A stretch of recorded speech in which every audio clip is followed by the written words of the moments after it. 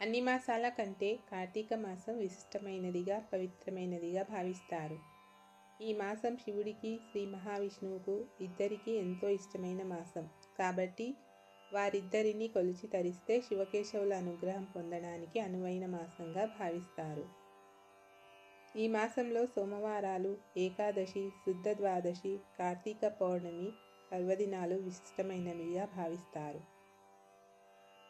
కార్తీక పౌర్ణమి 2025 రోజున ఆయా రాశుల వాళ్ళు పాటించవలసిన నియమాలేంటో తెలుసుకుందాం. హిందూ సంప్రదాయంలో పౌర్ణమి తిథికి విశేషమైన ప్రాముఖ్యత ఉంటుంది. ప్రతి నెలలో పౌర్ణమి తిథి ఉంటుంది, కానీ కొన్ని సందర్భాల్లో వచ్చే పౌర్ణమి తిథికి చాలా ప్రత్యేకత ఉంటుంది. ముఖ్యంగా కార్తీక మాసంలో వచ్చే పౌర్ణమి తిథిని అత్యంత ప్రత్యేకమైనదిగా, విశిష్టమైనదిగా భావిస్తారు. ఈ కార్తీక పౌర్ణమి రోజు శివుడితో పాటు లక్ష్మీనారాయణుని పూజించడం ఆనవాయితీగా వస్తుంది. ఈ రోజున శివకేశవులను పూజించడం వలన కష్టనష్టాలు, ఆర్థిక సమస్యలు తొలగి సిరి సంపదలు, కుటుంబ సౌఖ్యం, శ్రేయస్సు కలుగుతుందని ప్రగాఢ విశ్వాసం. అలాగే సకల పాపాలు నాశనం అవుతాయని కూడా విశ్వసిస్తారు. ఈ ఏడాది కార్తీక మాసంలో పౌర్ణమి తిథి నవంబర్ 5న రానుంది. ఆ రోజే కార్తీక పౌర్ణమి పండుగ జరుపుకోనున్నారు. ఈ నేపథ్యంలో కార్తీక పౌర్ణమి రోజు మీ రాశి ప్రకారం ఎలాంటి పరిహారాలు పాటించాలో తెలుసుకుందాం. మేషరాశి. ఈ రాశి వారు కార్తీక పౌర్ణమి రోజు శివుడికి అభిషేకం చేయడం, భక్తి శ్రద్ధలతో శివనామ స్మరణ చేయడం అత్యంత శుభప్రదం.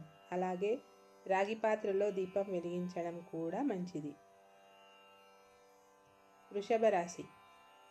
ఈ రాశివారు కార్తీక పౌర్ణమి రోజు శివారాధనతో పాటు తులసి పూజ చేయటం మంచిది.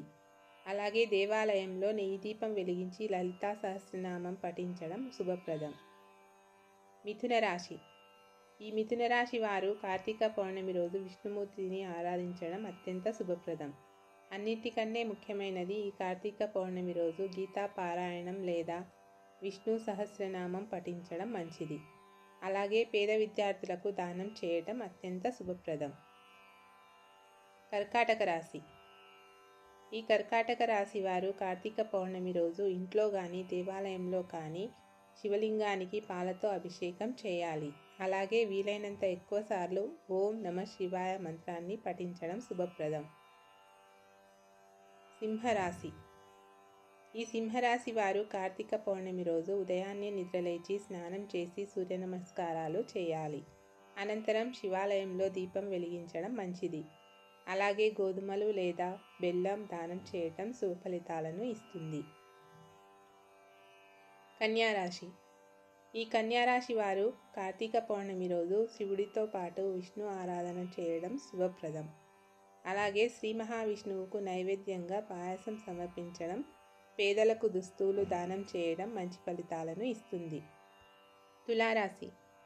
ఈ తులారాశి వారు కార్తీక పౌర్ణమి రోజు శివారాధన చేయడంతో పాటు లక్ష్మీదేవిని పూజించడం శుభప్రదం.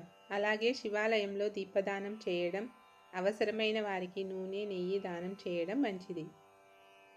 వృశ్చిక రాశి. ఈ వృశ్చిక రాశి వారు కార్తీక పౌర్ణమి రోజు శివుడితో పాటు సుబ్రహ్మణ్య స్వామిని పూజించాలి.